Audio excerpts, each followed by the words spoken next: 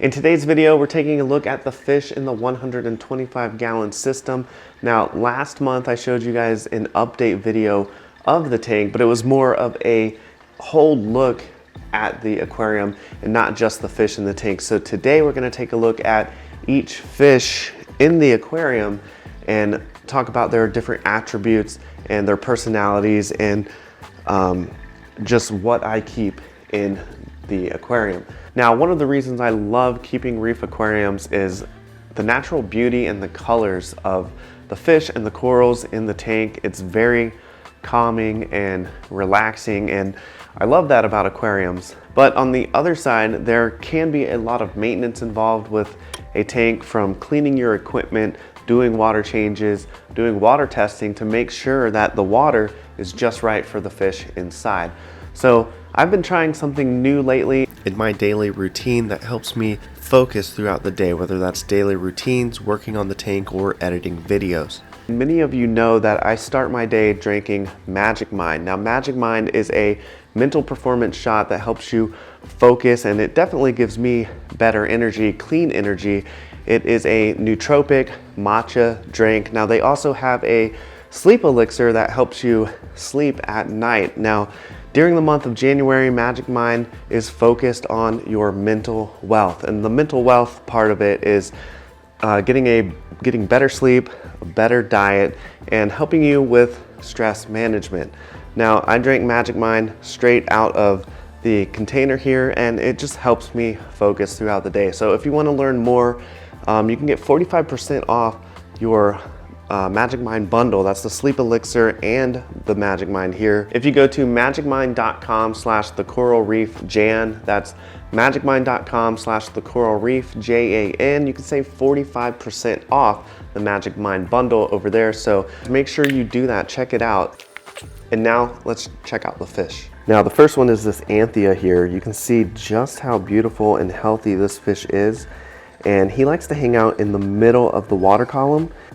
And he's a model citizen of the reef tank. So he likes to hang out usually mid-level, sometimes the top of the tank, but I just kind of scared him right there. But he hangs out in the middle of the tank mostly.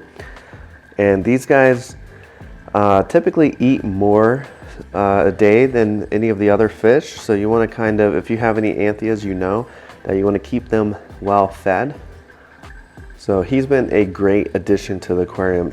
Very, very healthy, beautiful. Look at the striping coming off of its eyes. Super good fish for a community tank. If you're looking to have a tank that has peaceful fish in it, Antheas are very good for that.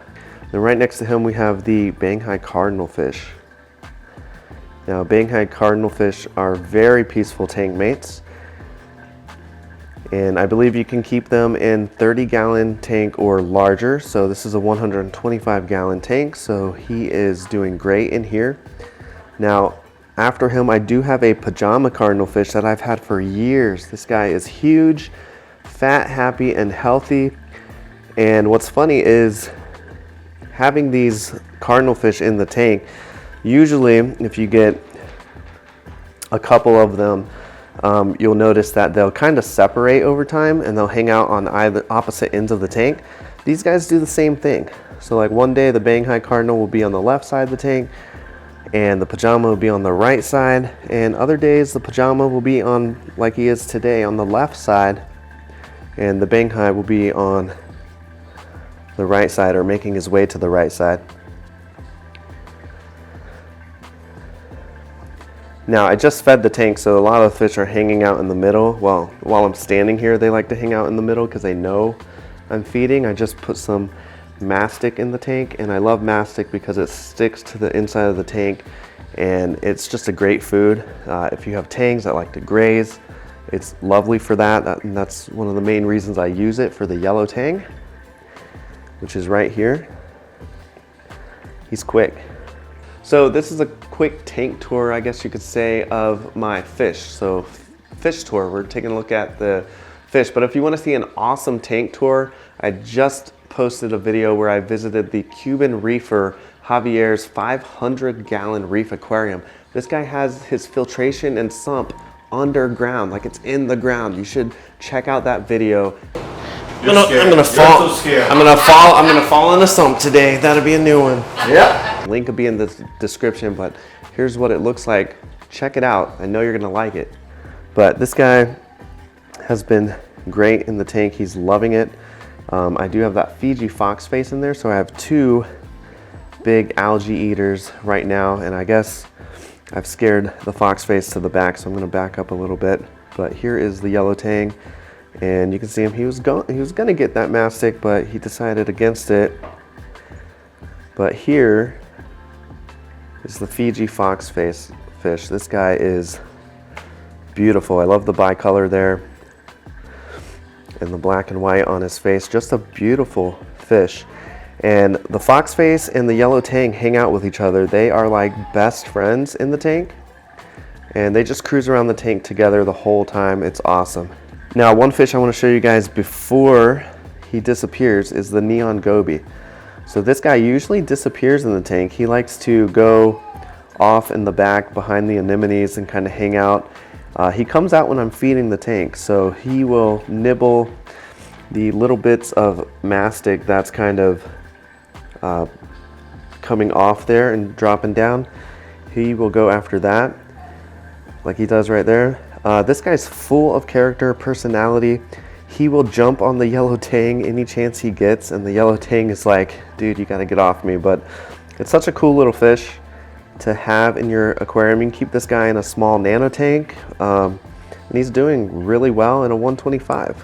He is fat and happy, and he eats Reef Nutrition TDO too. I feed the medium size, which is just barely large enough to get in this guy's mouth, but he will hold it down and take it in. So he is doing really well. There is the yellow tang again and the fox face hanging out. Now, I do have some clownfish in the tank as well. I have a mated pair of skunk clownfish, and they hang out in the anemones here. You got the female right there, which is the larger one, and the male, which is the smaller one. Now, the male clownfish, he likes to hang out in the anemone like fully covered. Like, he'll poke his head out here and there. And what's really neat is that the anemones have moved around the tank. And of course, these skunk clownfish think that every single anemone is their home, so they have real estate across the entire tank, and they will bounce around from each anemone, especially the female clownfish.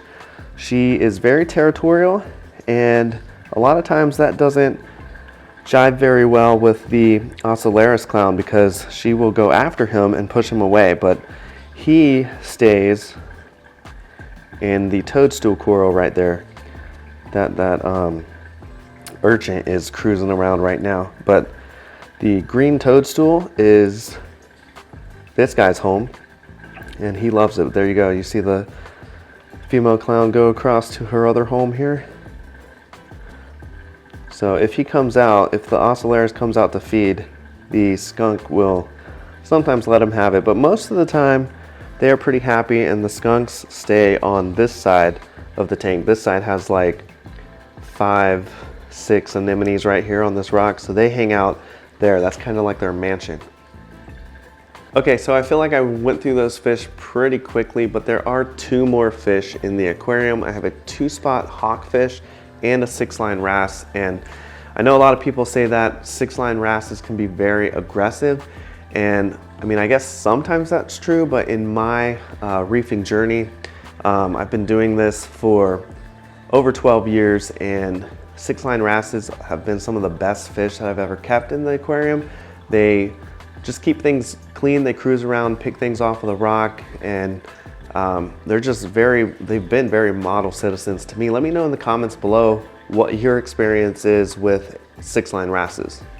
But right on time, here is the 2-spot hawkfish. This guy is really cool in the tank. He is known by my children as Grumpy Fish because they say that his face makes him look grumpy. And he's also he's semi-aggressive. He's kind of aggressive to some of the tank mates, especially when feeding. He is just a pig in the tank. Look at his belly. Look how fat this guy is.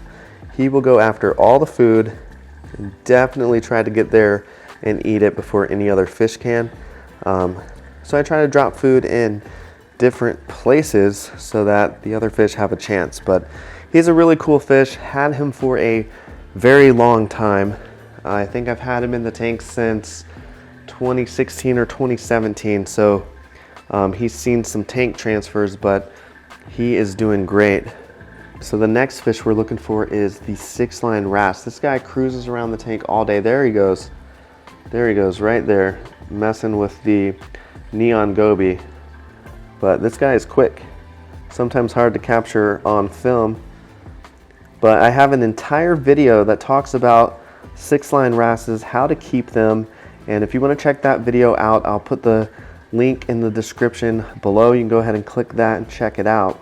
So there's a quick tour of the fish that I have in my aquarium. And again, like I said, if you want to check out an amazing reef aquarium tour, check out the Cuban Reefers tank. I know you're going to like this video here. Click or tap your screen to watch that. Thank you so much for watching, liking, and subscribing, and I will see you in the next one.